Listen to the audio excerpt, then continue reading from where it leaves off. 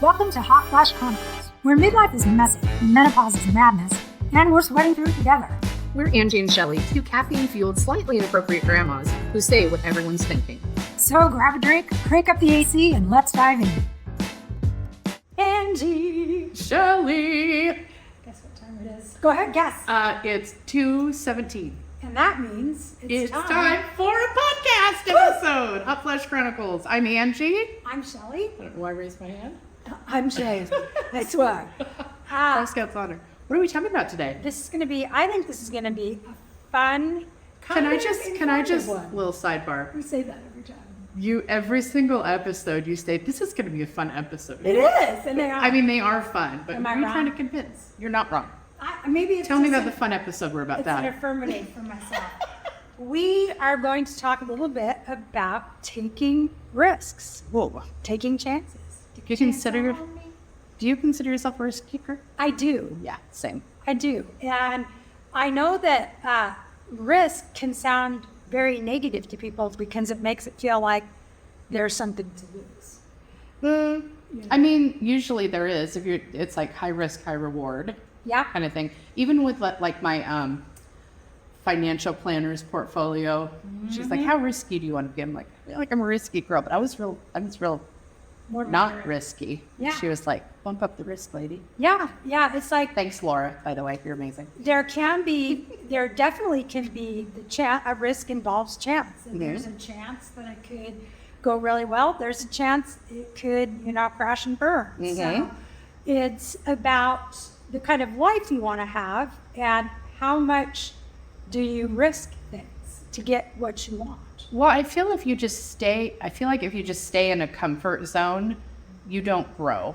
Yeah. So the only time we grow is when we stretch our comfort zone. And if you get too comfortable, you just stop growing. So for me, it's like, well, what if I do this? Like, I wonder what would happen if I did. Just like us starting this podcast, it's like, we don't have any expectations. We're really doing this for our own, like, amusement. But Why else would we do it? why else would we do it? But it's like, there's a risk. It takes time to do this, but it's like the reward is we're getting really good feedback from people. Yeah. So, and it's fun. And that's the thing. Sometimes it's about having a vision of what you want in your life. And then a lot of times we want things and maybe there's a lot of work or maybe there's a lot of time involved or maybe there's a lot of financial investment. So we'll kind of go, is this something, that I'm willing to do? And sometimes I think to have the life that you want, Right. you have to make those decisions. For sure. Now, I will say that I don't consider myself physically a risky person. I'm not a big fan of like jumping out of airplanes or zip lining or Like an adrenaline bungee jumping. That does not float my goat. No. No. My brother is a daredevil. He likes to Nope. do. I have zero of that in me. Yeah, me neither. As exciting as I get as like riding the front of the boat when we're going up the lake. Like, that's about as rambunctious as I What's get. a thrill? I know. Exhilarating. I know. Oh my. The front The of the daredevil. Dear me. You're not making fun of you. We are No. celebrating. Yeah. that You get to the front of the boat. Hey, Yeah. that's our. Well, I used to be afraid of water. Well, then it is. And I a big married a deal. guy whose family has a boat, and I just had to get over And I it. have to do it. Yeah. Well, I think like my children, I'm not a physical risk taker either, and my children are even more. They're even Cautious. more cautious than I am. And, like they've never had. I don't think either one of my kids have ever had a broken bone or been to the ER for some weird mishap with any kind of damage, physical than ours. So they're pretty cautious. Now my grandkids do not seem to have that gene. They're a little more adventurous. They're a little more adventurous. Yeah. My oldest grandchild is not a risk taker, but all of the other boys, the other three boys, like we went to Vegas and my daughter's family lives there, and Isaiah and Ezra Isaiah just turned 4 and Ezra is about to turn 2, and they climb all over everything and they jump all over it, and it's like, oh dear God, don't break yourself on my shift, please. Like, Not but on my Kyle watch. was never like that. Yeah. Anna, their mom, was, she spent a whole year of her life rolling everywhere as a child. Oh dear. A whole year, just all she did was roll. Okay. Isn't that a choice? Sounds like, Yeah, sounds love like that a for her. choice. I mean, she got She's what a she risk needed to taker. go. She's a YOLO girl. Yeah. The other two, not so much. Yeah. So, I mean, I think part of your inherent, willingness to take the risks is probably something that is in your DNA. Like maybe some of us are more programmed to be at ease with trying things and be fearless. And maybe some of us just have the kind of personality where it's like harder to make those kinds of choices. So it's kind of like, I think some people take a much more linear approach. Even when they're going to take a risk, they have a process that they have to go through to decide, am I going to take this risk? Whereas other people are like, where's the risk? I'm going to take it. Yeah. Not as much planning. My mom calls me the ready, fire, aim daughter. Oh. So I'm like, I'm in. Wait, what are we doing? What's You don't have to talk me into things. You got to talk me out of them. So if it comes to like, let's go do this thing, or let's go like choices in life, like, do you want to start a business? You bet, let's do that. Yeah. But like jump off of a bridge, not so much. Yeah, then you have to pause. But so I'm very impulsive. Yeah. If somebody said, like, you don't ever have to talk me into anything. She was a fun date back in the day. Still on. And she still is. Lucky you, Jeff. So I think when I look at my own life and some of the choices I made, there was a lot of times when I was younger where the risk didn't feel as risky because I didn't have a lot to lose. Right. Like maybe financially I wasn't really there yet. I didn't maybe have a home or a mortgage or kids. So doing something like that wouldn't be that hard of a decision. Right. Because there wasn't a lot on the line. And then I noticed as I got older, those decisions and risks started to involve the outcomes for other people too, not just myself. Right. Like when I had kids, or when I was married, or, it's like, oh, wait, this just doesn't impact me now. If it is a big fuck up, then it's on me and a lot of other people. Right. So There'll be a maybe ripple effect that happens if you make a big mistake. So I know a lot of people just be like, dream big, risk big, do it, go for it. And I think there are times in your life where that absolutely can be the case. But then I also think there's times when it has to have a little more thought process. You can't just impulsively, jump in. Do you feel like you're super impulsive? I don't think you're super impulsive. I would say you're a little more, you like think things through a little bit more. Yeah, I think not when it comes to shopping. Okay. Shopping is different. Clothes, for this one. Purses, For her. Those I do not put as much thought into. They just kind of happen.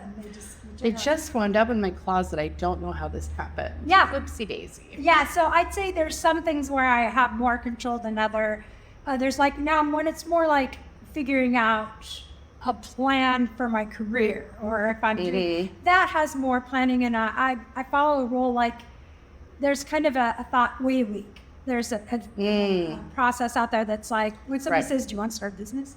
or "Do you want to?" It's like maybe wait a week. Like you take it, you roll it around, you process it, you give it a week, and if you were yes on day one and you're still yes 7 days later, then I call that crock-potting. Yeah. So most things in life I microwave, but if you're like, "Hey Angie, we should," if it's travel, I'm always going to say yes. But if you were like, "Hey Angie, we should build a commune," you're like, "Let me crock pot that," just to kind of figure out logistically how that would work. Yeah. So I'm a crock potter when it comes to big decisions like that. Or if somebody says, "We need to come up with a plan on how to blah, blah, blah, blah," I'm going to crock pot that. But if it's just like, "Do you want to do the thing?" It's probably yes. I just have to I have to crock pot how. Right. It's gonna happen. But the answer, your gut feeling, and I think that's it too, when you bring in like your instincts, your gut feelings, somebody puts something out, proposes something that's in your wheelhouse that you're very comfortable with, I feel like those are microwaves. Like the answer can be a ding, yes, and then maybe you have to figure out, well, how do I make that happen? I chase the goosebumps too. Goosebumps are your body telling you like, "Oh, you're onto something," or "Oh, that hits right." So if you have an idea and I get goosies about it, then it's going to be a yes, because that's my body physically having a reaction to, "Do not crock pot this, say yes, we'll figure it out later." Yeah.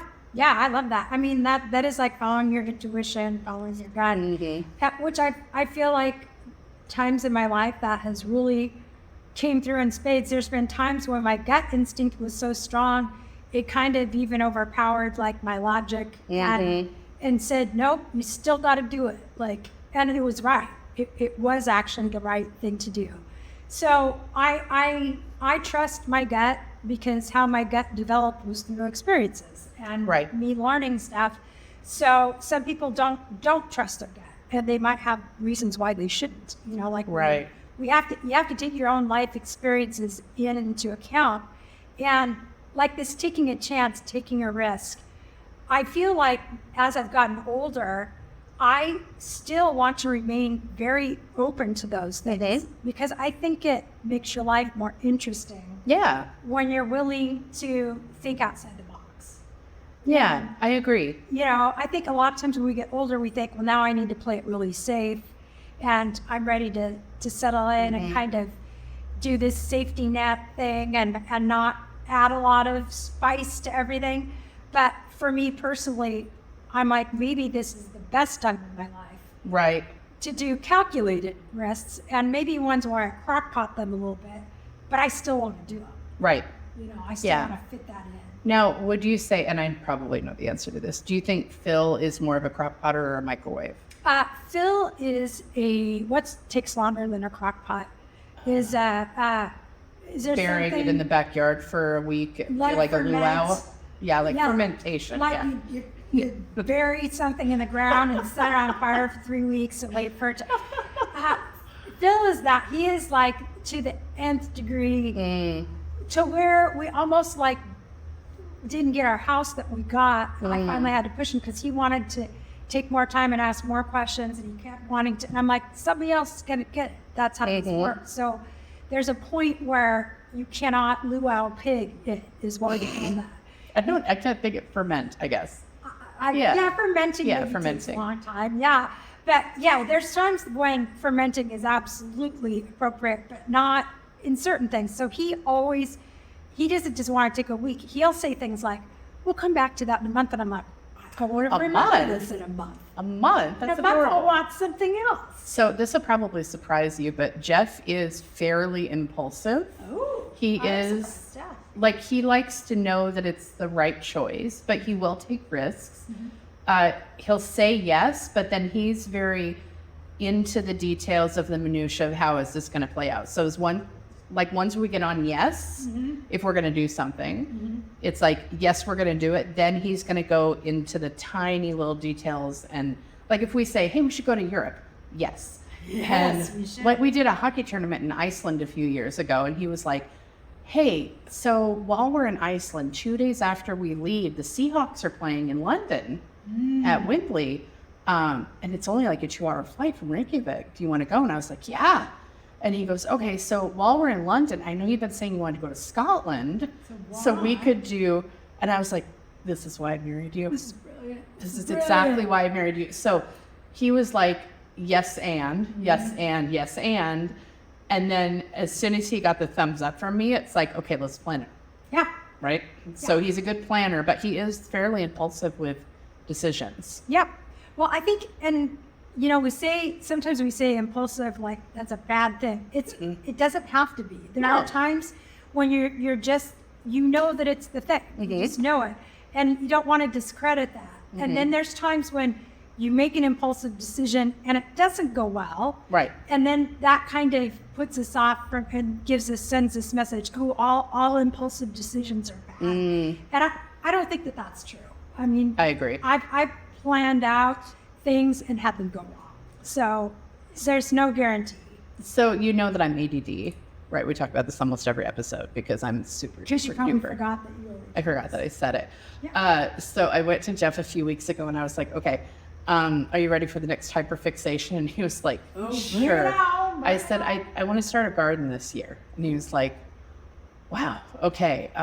So you know a garden's a long game. And I was like, yeah, because he knows like my ADD hyperfixation, I burn real hot and fast and then it fizzles.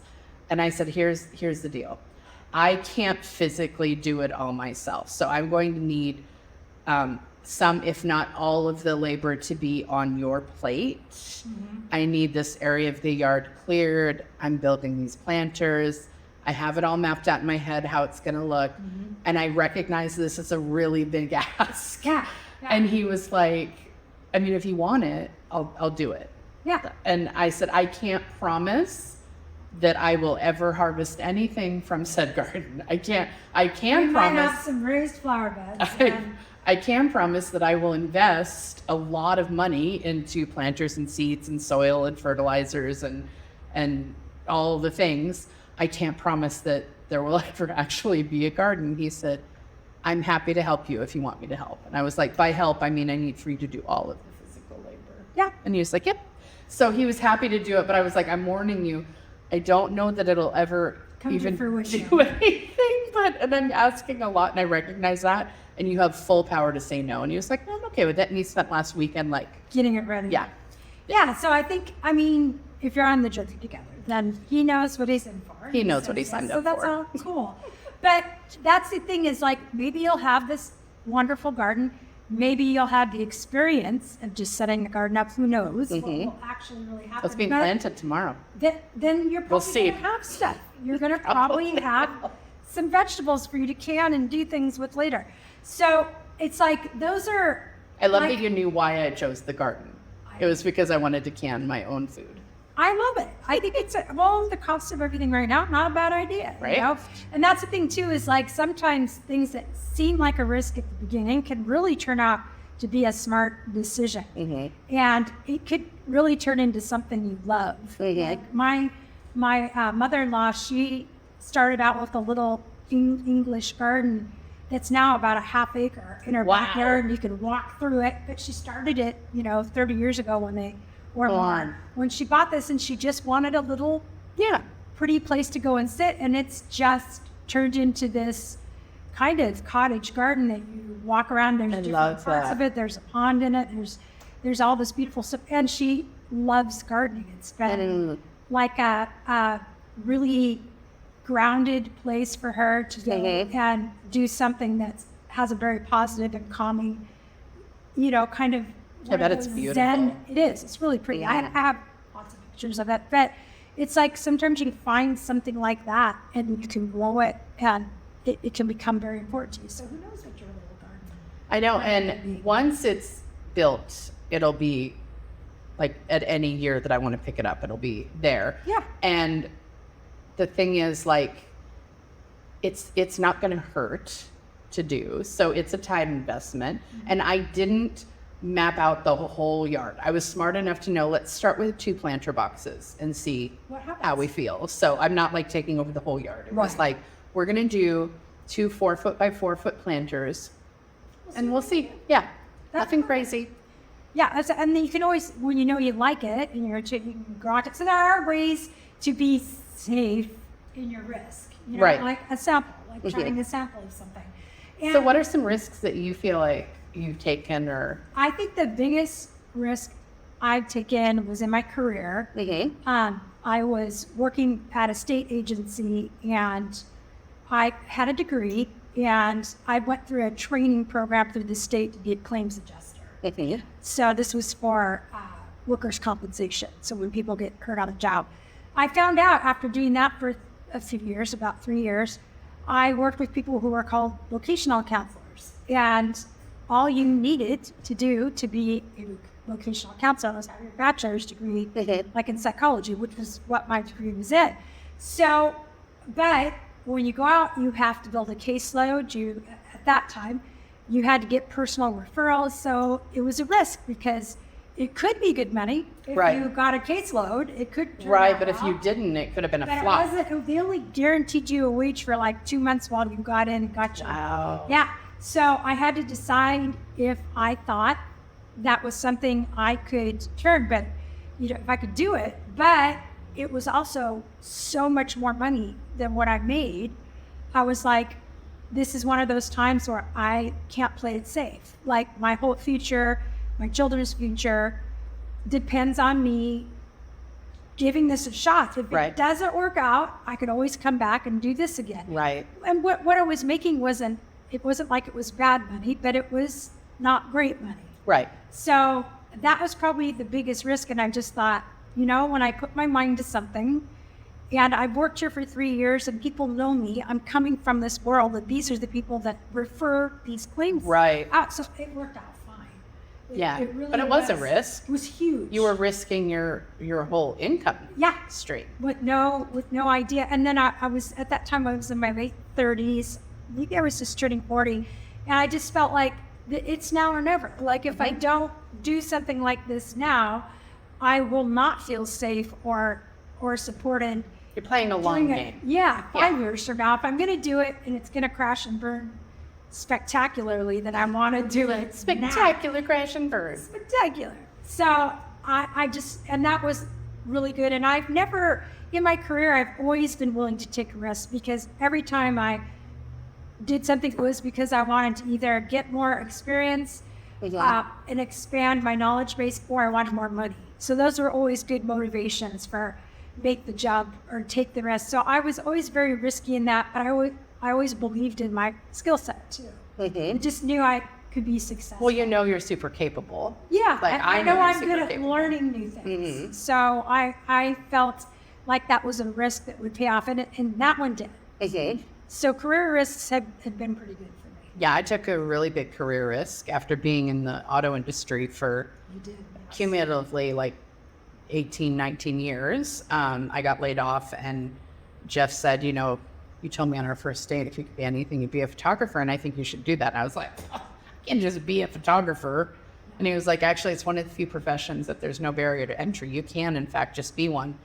And I was like, oof, that's a big risk, going from that really solid income to you have to generate, like, I get no money if I don't get clients. Yeah. Like I don't have paid time off. I don't have like workers' comp. I don't have any of that because I own the business. And that was a huge risk that took a few years to pay off, but now it's paid off in spades. So, but it took a shit ton of work. I remember when you came to me during that time, after you'd been laid off and stuff, going through all that, and you were really stressed out.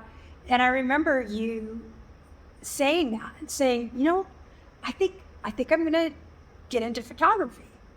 And I was like, I think you'd be brilliant. I just remember thinking, you were not a naysayer. There are lots of naysayers. Yeah. You were not one of them. I just was like, I think she totally has the personality and the technique and all that. You can learn that. And you put yourself through good training and schooling, and you did the things that you need to do to really learn the craft. And you were super interested in. So I just remember thinking, with your personality and stuff, I just thought, that's a perfect fit. And having that freedom. Some people, when they have freedom in their jobs, they're not good at that. You have to have that self-driving factor, because there's no manager there to tell you like, hey, did you get those images edited, or did you send that invoice, or did you set up that system? It's all on you. And as somebody who gets easily distracted, that was challenging for a minute. But now I've been in business over 10 years and I love what I do. I love it. I think taking risks also just comes down to how much do you believe in yourself. So many things. You guys, you can, I say it all the time, you can play the reel, go back. This is what I always say. I always say this, roll the tape. Roll the tape, we'll look at the other podcasts. This theme comes back over and over again. It's your confidence. It's your belief in yourself. And that is really the biggest limiting factor is do you believe in yourself? Are you confident in who you are and what you do? And if you are, then it just seems like we look at certain people in the world and go, everything just comes so easily to them. And it's not. It's not so easy. Those people are the ones that believe in themselves and put their nose to the grindstone and they make it happen. And it's not easy. Right. But they know they're capable of it and they push It's simple, but it's not easy. Yeah. Yeah. It can be a simple thing that can just take literally a lot of work. Yeah, and I back myself. So it's like I knew that I could do it. And here's the thing, I am no longer employable. Like, good luck telling me to show up at 8 a.m. Monday through Friday. That's just not going to happen. I like having the freedom. So I have to make this work because I'm not going to go find somewhere else to get a job because I'm not employable anymore. And I backed myself knowing if somebody can do this, I can do it. Yeah. If it's doable, I can do it. And it took a lot of blood, sweat, and tears, a lot of hard conversations. You know, Jeff has fully backed me and supported me, but there were times where he was like, whoa, you're raising your pricing. Why would you mess with it? Because it's working. I'm like, because I'm killing myself. Like, literally, I'm so exhausted. And he was like, okay. And I'm like, I'm just going to try it. Yeah. And every time, and I get all this really scared, oh my gosh, nobody's going to pay. And they do, because I'm worth it. And I know that I'm worth it. It's equal exchange of value. And I stand confidently in that. Anytime I come at it really submissively, that's when people push back, because they're just mirroring back how I feel. Right. When you know that you know your worth and you put that out there, people recognize that. Right. But if you have like a solid, like you've been set at your price list for a while and you decide, I'm going to raise that by 30%, that's a huge risk. Sure. Huge risk, because you could lose all of the people that you worked with. Yeah. But I haven't. Yeah. Yeah. I mean, my job is the same way. Like, I couldn't go work. I work on a billable hour. I can make my own hours. I have to do some banking hours to do phone calls and, regular appointments, but I can work in the evenings. I can work on the weekends. There's so much flexibility. That's the other thing. Like, I've done my job for 20 years. It was a telework from home situation way before COVID was popular. Before it was a thing. We worked from virtual offices. So I could never go work a 9 to 5 again either, because I like my freedom and I like flexibility and I like being able to make my own schedule. Right. But same thing in the beginning. It took me about 2 years to figure out how to do that, like how to be my own boss and make myself do all the things without running around like my hair was on fire. So it took, setting up systems and processes. Once you have those systems and processes in place, then it's easier to let stuff run itself. But when you're first figuring it out, it's like, I don't know how to do this. How do I do the thing? And then once you figure it out, it's like, oh, it's not that deep. It's a learning curve. Yeah. And as long as you recognize we need to have our own boundaries. We need to have our own sets of rules. And you can put them in place for yourself. It's that you might never had to have done that before. But after you do it once, then you can apply, on anything you want to do, like garden. Or whatever. Like a garden. Or whatever, or your career, or you can take risks and chances in relationships. Sometimes you meet somebody and you really like them and you click, and they are not the normal, regular kind of person that you're usually attracted to. And you're like, do I want to take this risk? Like, do I want to put myself out there on something that's just completely different? Or putting all of your eggs in the basket of one person, and with the threat of being hurt. Yeah. Like, you could end up heartbroken, but, better to have loved and lost. Like, I have been very heartbroken in my life. And when Jeff and I were first dating, when we got into the I love yous, I told him, I was like, I am so afraid of how much I care about you, because I can't fathom losing you. You're that important to me. And he was like, I'm not going to hurt you. And I was like, I just have to trust that. You have to trust that it's true, because if you don't, you're just miss out. You're miss not out going on to have anybody, because if I can't trust Jeff, who could I trust? He's super trustworthy. Yeah. I mean, and that's part of our own histories and the baggage that we all It's those bring old to life, stories that, like, play around in your head. And but he's not my ex. Like, he's a totally different person that hasn't ever treated me the same ways. Yeah. So just being open. I think so much of life and having successes is being open to the unknown, being open to things that are a little different, that maybe make you feel a little tiny bit apprehensive, and just having trust that you'll be able to recover. And I always put myself in at the level where I know that if it doesn't work out, that I have kind of an escape plan, or I have and if it doesn't do this, plan A, then, well, here's what I'll do, plan B. Or like, what's worst case scenario? Yeah. And like, will you still be alive? You'll be fine. Yeah. And sometimes there's financial risks and things where I tend to not be as crazy with financial risks, because I do understand how important it is to have some kind of stability. For sure. So I'm probably not as risky at things like that anymore. But if you're younger and you're, learning about finances and you're learning about investing and you're starting your 401k when you're in your 20s, of course you can be, they'll even tell you, be as risky as you can to make the money. But I think that just be open. That would be the main takeaway. And we would love to hear what risks you have taken and what chances you've taken and how you feel about it. So we'd love to hear in comments, or you can always send us like a DM. We'd love to hear from you. Yes. And as we do at the end of episodes, when we remember, should we do some rapid fire? Yes. Okay, I'll go first. Okay. Okay, speaking of gardening, if you, no, I won't say that one. Dear gosh. If you were a vegetable, which one would you be? I think I'd be a beet. They're kind of round. They're purple. I think they're surprising. You're neither of those things. You're not round or purple. I just relate to the round and purple. And they're surprisingly to me, they look like, but they're pretty wonderful. I love beets. I think they're delicious. So I'd be a beet. Okay, and would you rather be somebody who names crayons or nail polish colors? Nail polish. Just because I like to. What would you name the one you're wearing?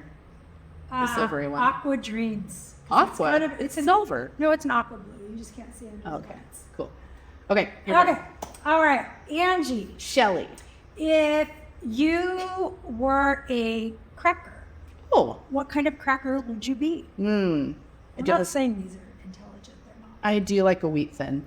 I'd be a wheat thin. I love those. They're crispity, crunchy. And it reminds me of my Uncle Jerry. He ate them when I was a little girl. So I'd be a wheat thin. Okay, wheat thins are good. All right. And they're stable. Like, you can dip them in stuff and they won't break. They're real sturdy. Sorry. On Next a hot question. day, which quenches your thirst? Oh, An ice cold beer or an ice cold lemonade? lemonade.